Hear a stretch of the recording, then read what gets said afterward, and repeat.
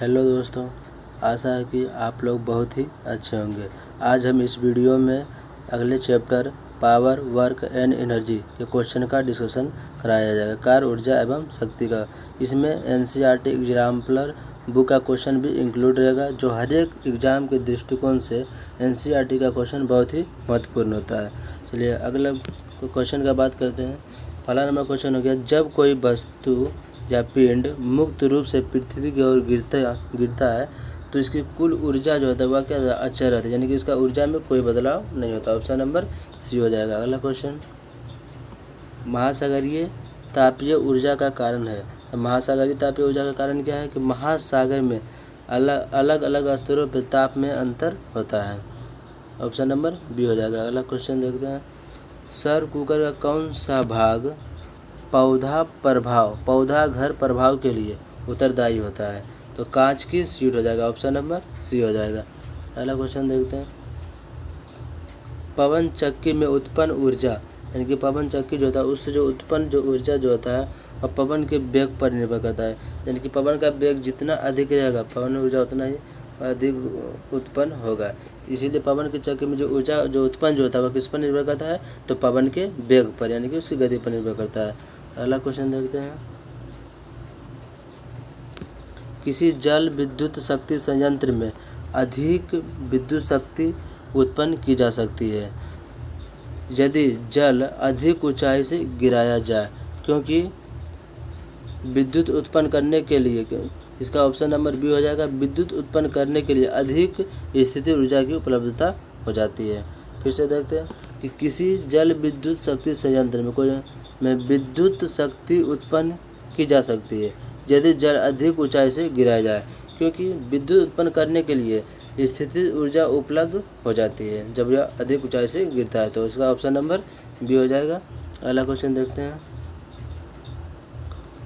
पवन शक्ति के संदर्भ में वो सत्य प्रकथन का चयन करें। तो पवन शक्ति के संदर्भ में वो सत्य कथन कौन सा है, तो इसका ऑप्शन नंबर बी हो जाएगा। अधिक ऊंचाई वाले स्थानों पर पवन की स्थितिज ऊर्जा पवन शक्ति का स्रोत होता है, यानी कि अधिक ऊंचाई वाले स्थानों पर पवन की जो स्थितिज ऊर्जा जो होता है वह पवन की शक्ति का स्रोत होता है।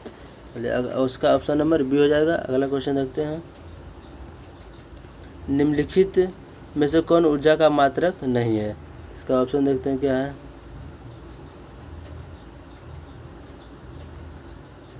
पहला ऑप्शन हो गया जूल। तो जूल जो था ऊर्जा का ऐसा मात्रक जूल, ये सही है। फिर किलो वाट घंटा, ये भी सही, जो ऊर्जा का ऐसा मात्रक होता है। न्यूटन मीटर भी ऊर्जा का ये ऐसा मात्रक होता है। तो लेकिन ये किलो वाट ये ऊर्जा का ऐसा मात्रक नहीं होता। तो इसका ऑप्शन नंबर सी हो जाएगा।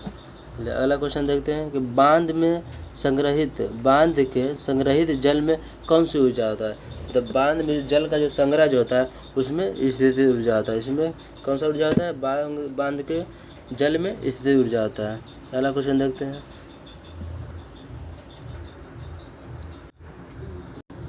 कोई कार किसी समतल सड़क पर त्वरित होकर अपने आरंभिक वेग का 4 गुना वेग प्राप्त कर लेती है, तो इस प्रक्रिया में स्थितिज ऊर्जा कितना हो जाएगा। तो इस प्रक्रिया में जो स्थितिज ऊर्जा जो होगा उसमें कोई परिवर्तन नहीं होगा। इसका ऑप्शन नंबर ए हो जाएगा।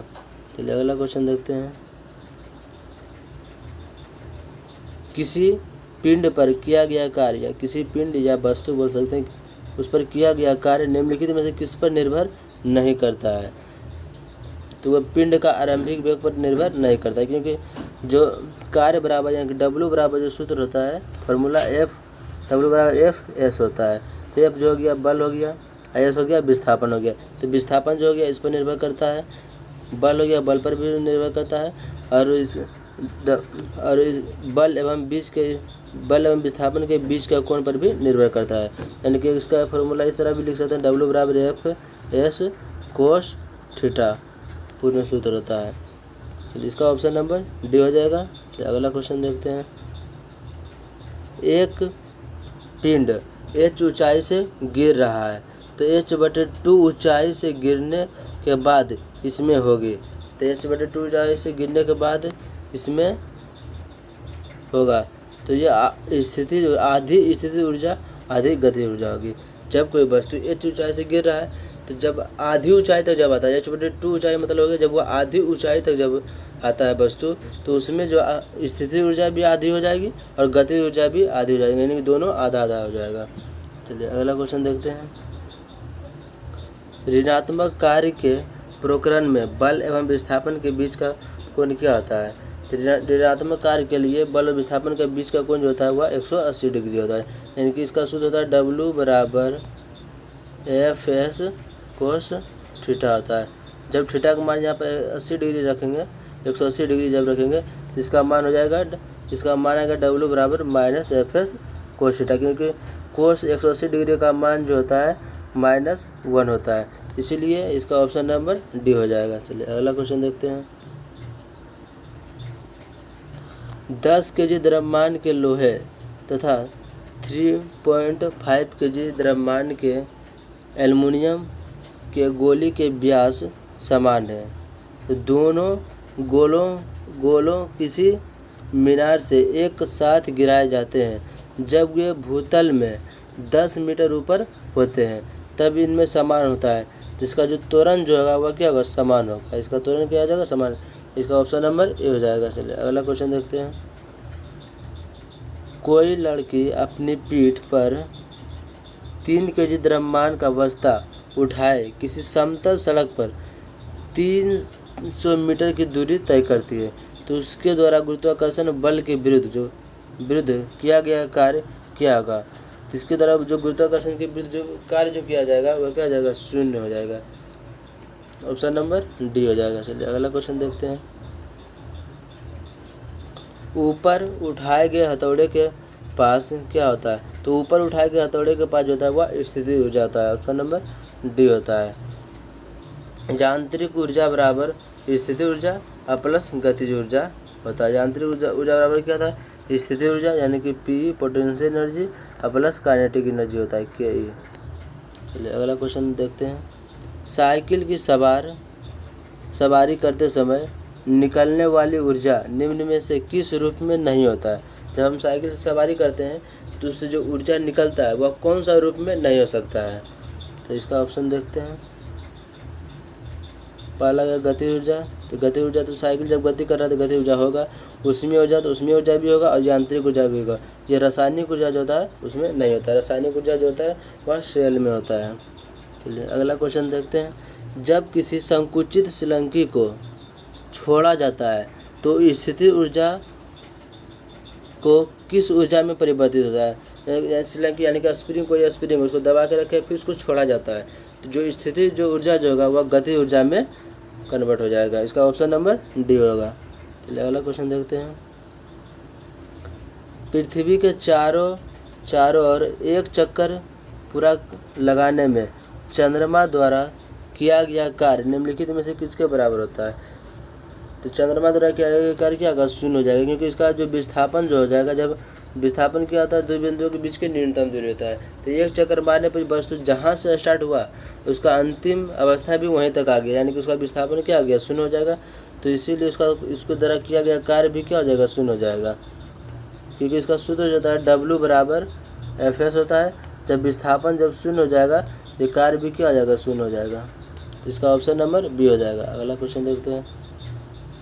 यदि किसी वस्तु का वेग उसके प्रारंभिक वेग का 2 गुना हो जाता है तो इसकी गति ऊर्जा उसके प्रारंभिक गति ऊर्जा का n गुना हो जाती है, तो n का मान कितना होगा? तो कितना हो जाएगा? 4 गुना हो जाएगा। कैसे होगा? तो इसका गति ऊर्जा बराबर सूत्र होता है, यानी कि काइनेटिक एनर्जी बराबर होता है ½ mv²। जब इसका वेग को 2 गुना करते हैं तो हो जाएगा ½ m और 2 गुना यानी 2v का होल स्क्वायर। तो यहाँ पे कितना हो जाएगा? 4v² हो जाएगा और ½ mv हो जाएगा। तो इसका इतना का जो मान जो हो जाएगा वह के हो जाएगा, यानी कि 4ke, यानी कि ये 4 गुना हो जाएगा। चलिए अगला क्वेश्चन देखते हैं। किसी वस्तु के ऊंचाई से गिरने पर स्थितिज ऊर्जा और गति ऊर्जा का क्या होता है? तो कोई वस्तु जब ऊंचाई से गिरता है तो स्थितिज ऊर्जा और गति ऊर्जा क्या होता है? तो स्थिति ऊर्जा कम हो जाती है, और जबकि जो गति ऊर्जा जो होगा वह बढ़ जाएगा जब वस्तु का जब ऊंचाई से गिरेगी तब, यानी कि ऑप्शन नंबर इसका डी हो जाएगा। अगला क्वेश्चन देखते हैं। उद्योग में प्रयुक्त शक्ति की इकाई क्या होता है? तो उद्योग में जो प्रयुक्त जो शक्ति की इकाई जो होता है वह हॉर्स पावर होता है, यानी कि हॉर्स पावर जो हो गया यह शक्ति का एक बड़ा मात्रक हो गया। तो उद्योग के लिए पूछा जाएगा तो हॉर्स पावर हो जाएगा। सिर्फ शक्ति का ऐसा मात्रक जो पूछता तो वाट हो जाता है। इसका ऑप्शन नंबर हो जाएगा डी। चलिए अगला क्वेश्चन देखते हैं। यांत्रिक ऊर्जा किनका योग होता है? तो यांत्रिक ऊर्जा बराबर जो यांत्रिक जो ऊर्जा जो होता है वह गति ऊर्जा और स्थिति ऊर्जा का दोनों का क्या होता है, ये जो योग होता है, यानी कि इसका ऑप्शन नंबर ये हो जाएगा। चलिए अगला क्वेश्चन देखते हैं। काम करने की क्षमता को क्या कहते हैं? तो काम करने की क्षमता जो होता है उसे ऊर्जा कहते हैं।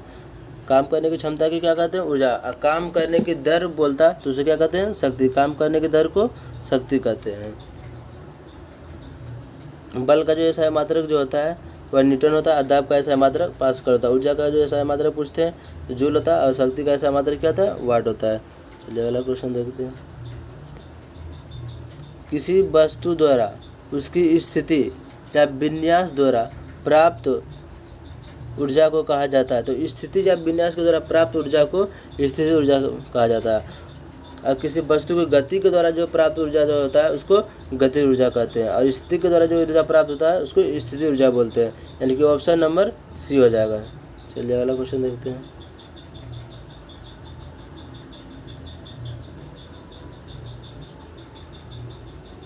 निम्नलिखित में से कौन सी भौतिक राशि कार्य की दर कहलाती है? तो कार्य की दर को क्या कहते हैं? शक्ति। अभी तुरंत बताएं, कार्य की दर को शक्ति कहते हैं, और कार्य करने की क्षमता को ऊर्जा कहते हैं। कार्य करने की क्षमता क्या कहलाता है? ऊर्जा कहलाता है। चलिए अगला क्वेश्चन देखते हैं।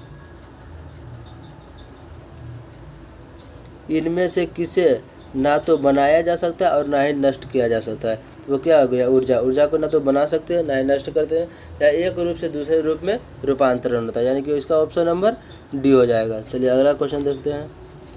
गतिशील वस्तु की गति ऊर्जा किस पर निर्भर करता है? तो गतिशील वस्तु गति ऊर्जा किस पर निर्भर करता है? इसका फॉर्मूला से याद रखेंगे, के ई बराबर होता है, यानी काइनेटिक एनर्जी बराबर होता है हाफ mv स्क्वायर होता है, यानी कि गति ऊर्जा किस पर निर्भर करेगा? एक द्रव्यमान हो गया और एक वेग हो गया। तो द्रव्यमान और वेग, यानी कि ये ऑप्शन नंबर कितना में है? सी में है। तो इसका ऑप्शन नंबर सी हो जाएगा। चलिए अगला क्वेश्चन देखते हैं। किसी तने हुए रबड़ बैंड में किस प्रकार की ऊर्जा होती है? तो तने हुए रबड़ बैंड में वह स्थिर अवस्था में है, तो उसमें क्या हो जाएगा? स्थितिज ऊर्जा हो जाएगा। चलिए अगला क्वेश्चन देखते हैं। गतिज ऊर्जा किसके बराबर होता है? तो गति ऊर्जा बराबर क्या होता है? हाफ mv स्क्वायर, यानी कि ऑप्शन नंबर ए। और स्थिर ऊर्जा पूछता है तो mgh हो जाता है। अब बल का फार्मूला जो होता है F बराबर होता है ma होता है, और mv जो होता है वह संवेग का फार्मूला होता है, P बराबर mv होता है। चलिए अगला क्वेश्चन का देखते हैं। उस विकल्प का चयन करें जो तीसरे पद के ठीक उसी प्रकार से संबंधित है जैसे कि दूसरा पद पहले पद से, यानी कि पहला दिया हुआ है कार्य और फिर दिया है जूल, यानी कि कार्य का ऐसा मात्रा क्या होता है? जूल होता है। दूसरी तरफ पावर, यानी कि शक्ति का ऐसा मात्रा क्या आ जाएगा? वाट हो जाएगा। तो इसका ऑप्शन नंबर ए हो जाएगा। इसका ऑप्शन नंबर क्या हो जाएगा? ए हो जाएगा। इसमें गलत दिया हुआ है। चलिए अगला क्वेश्चन देखते हैं। निम्नलिखित गतिविधियों में से किसमें काम नहीं किया गया है? तो अश्विन बस में चढ़ रहा है, यानी कि यह क्या है? कुछ दूरी तय कर रहा है, उसमें बल भी लग रहा है, तो इसका काम हो रहा है।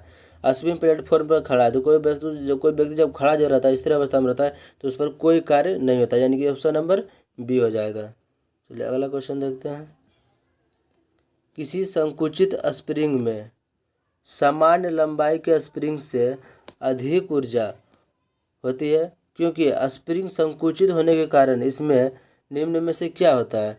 जब स्प्रिंग संकुचित होता है यानी कि वह क्या होता है? स्थितिज अवस्था में आ जाता है, तो वह स्थिति ऊर्जा होता है। ऑप्शन नंबर बी हो जाएगा। अगला क्वेश्चन देखते हैं। जब कोई वस्तु बल की दिशा में 1 मीटर की दूरी पर 1 न्यूटन बल के द्वारा चलती है तो किए गए कार्य की मात्रा कितनी होगी, तो 1 जूल के बराबर हो जाएगा। यानी कि W बराबर क्या होता है सूत्र, W बराबर होता है F/S होता है। तो S का मान हो गया 1 मीटर हो गया और बल का मान दिया हुआ है 1 न्यूटन हो गया। तो दोनों गुना करेंगे कितना आ जाएगा 1, और ऊर्जा का ऐसा मात्रा क्या होता है जूल होता है। तो ऑप्शन नंबर सी हो जाएगा। चलिए अगला क्वेश्चन देखते हैं। 1 हॉर्स पावर किसके बराबर होता है, तो 1 हॉर्स पावर बराबर 1 HP बराबर होता है 746 वाट होता है। यानी कि इसका ऑप्शन नंबर ए हो जाएगा। चलिए अगला क्वेश्चन देखते हैं।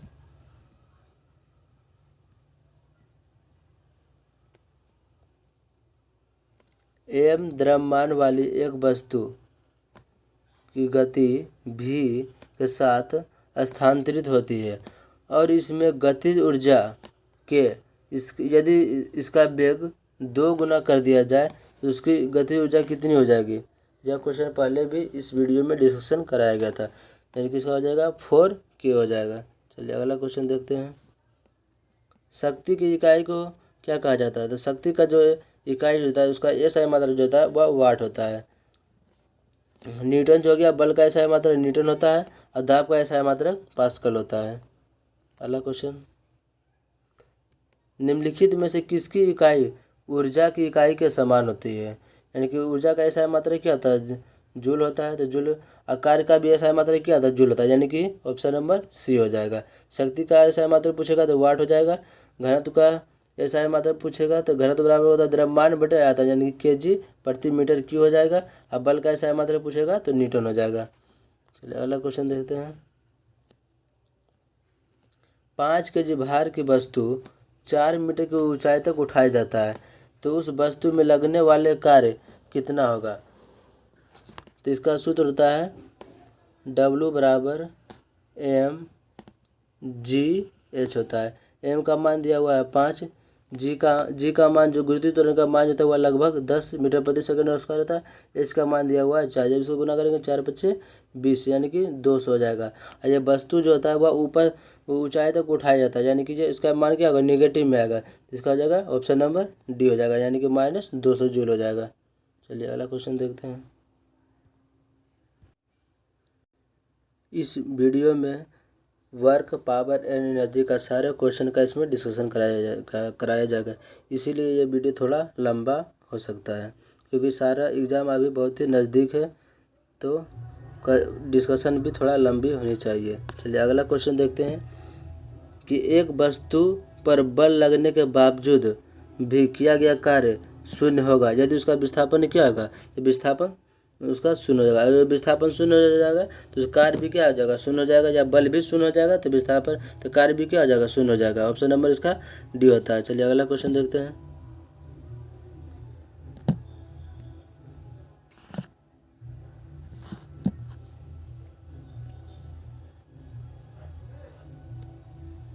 अगला क्वेश्चन की बात करिए जाए, किसी जल विद्युत गृह में विद्युत ऊर्जा में परिवर्तित होने वाली ऊर्जा कौन सी है, तो यह गति ऊर्जा है। किसी जल विद्युत गृह में विद्युत ऊर्जा में परिवर्तित होने वाली ऊर्जा जो होती है वो कौन सी ऊर्जा आती है, गति ऊर्जा कहलाती है।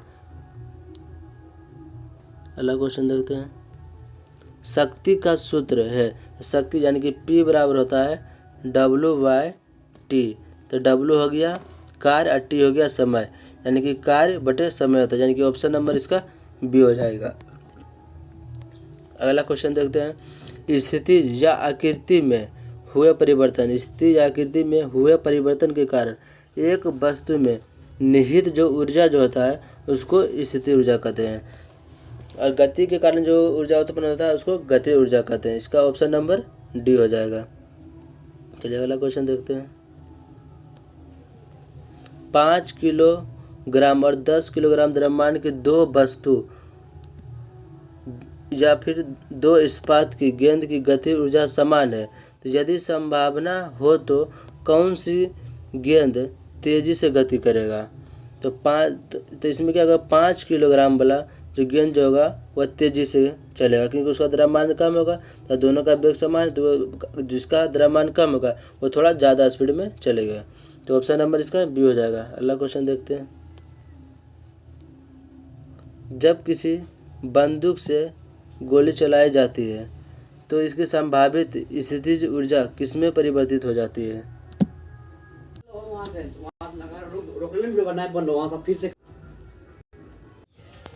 आज इस वीडियो में इतना ही क्वेश्चन का डिस्कशन रखते हैं। आगे का क्वेश्चन अगले वीडियो में कराया जाएगा। इससे पहले भी 4 वीडियो अपलोड कर दिए गए हैं। जो लोग नहीं देखें उसे ज़रूर देखें, आपके एग्ज़ाम में बहुत ही हेल्पफुल होगा। अगर यह वीडियो आपको अच्छा लगे, हेल्पफुल लगे तो लाइक, सब्सक्राइब और शेयर ज़रूर करें। जय हिंद।